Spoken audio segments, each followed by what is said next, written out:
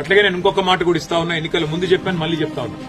జూబ్లీహిల్స్ నియోజకవర్గంలో ఏ కార్యకర్తకి ఏం జరిగినా కంటికి రెప్పలాగా కాపాడుకునే బాధ్యత నాది, పార్టీది.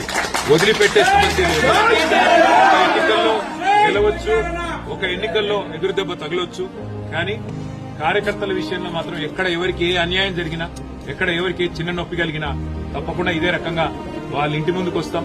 అర్ధగంటలో వస్తా అని చెప్పినా ఇలా వచ్చినాం. రేపు కూడా ఇట్లే ఉంటాం.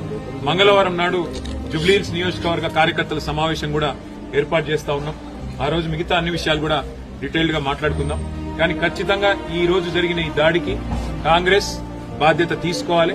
మరి కాంగ్రెస్ పార్టీగా ముఖ్యమంత్రి రేవంత్ రెడ్డి బాధ్యత తీసుకోవాలి. మీరు కనుక సంయమనంతో వ్యవహారం చేయకపోతే, విజయ గర్వంతో ఇట్లాగే విర్రవీగితే తప్పకుండా ప్రజలు బుద్ధి చెప్తారు. తప్పకుండా మేము కూడా బుద్ధి చెప్పాల్సిన పరిస్థితి వస్తుందని చెప్పి కూడా కాంగ్రెస్ నాయకులకు చెప్తూ, రాకేష్ క్రిస్టోఫర్ గాని అట్లాగే జూబ్లీహిల్స్ నియోజకవర్గంలో ఉన్న కష్టపడి పనిచేసిన కార్యకర్తలందరికీ శిరస్సు వంచి వారికి ధన్యవాదాలు.